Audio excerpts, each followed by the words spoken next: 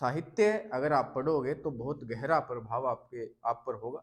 समस्या ये है कि हम हमारी जो शिक्षा व्यवस्था है, उस शिक्षा व्यवस्था ने साहित्य में रुचि देने वाला सा सिस्टम बनाया ही नहीं।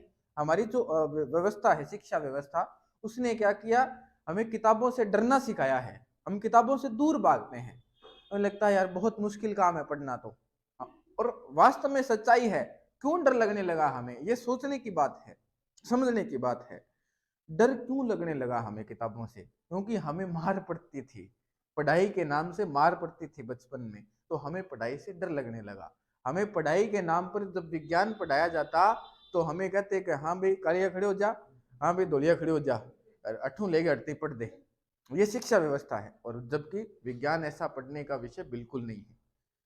विज्ञान को तो प्रयोगों के माध्यम से समझा जाए तो सबसे शानदार सब्जेक्ट है। तो ये साहित्य में रुचि हो नहीं पाई हमारी। क्यों नहीं हो पाई? क्योंकि हमारी शिक्षा व्यवस्था इसके लिए जिम्मेदार है ना।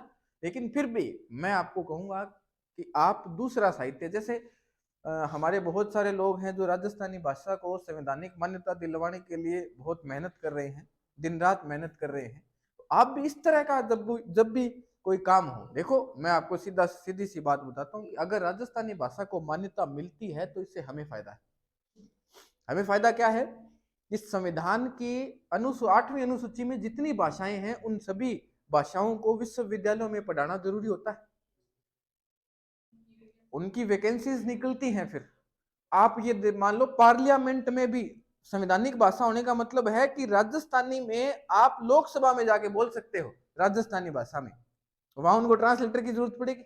आपने पीएमओ में चिट्ठी लिखनी है ना, कोई एप्लीकेशन लिखनी है, तो राजस्थानी में लिख के भेज सकते हो। तो वहां अब मोदी जी को राजस्थानी समझ आने से रही, तो वहां ट्रांसलेटर की जरूरत पड़ेगी, मतलब वहां आपकी वैकेंसी निकल। आप ये मानो इतने इतने रोजगार के अवसर मिलेंगे हम ही लोगों को, क्योंकि कोई दूसरे पंजाब का आदमी राजस्थानी आके सीखे ये मुश्किल काम है। हम हमारे बचपन से हम लोग राजस्थानी बोलते आए हैं, राजस्थानी सुनते आए हैं, तो हमें बहुत आसान होगी, हमारे लिए आसानी होगी। तो इस तरह की जब भी कोई बात हो, राजस्थानी भाषा को लेकर कोई आंदोलन हो, अगर आपको टाइम हो तो जरूर उस वहां जाके आया करो। रील्स देखने से अच्छा है, इंस्टाग्राम पे रील्स देखने से अच्छा है कि आप वहां उस इस तरह के आंदोलनों में अपनी भागीदारी निभाया करो, लिखा करो कुछ, है ना। साहित्य के प्रति रुचि उत्पन्न करो, कुछ लिखोगे ना।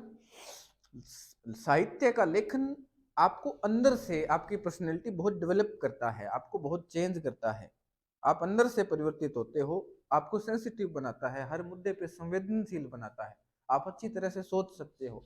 अगर आप साहित्य लिखते हो, साहित्य पढ़ते हो, तो अंधभक्तों की तरह आंख बंद करके व्हाट्सएप पे आए मैसेज को पढ़ के आप किसी के खिलाफ नफरत नहीं पैदा करोगे खुद में।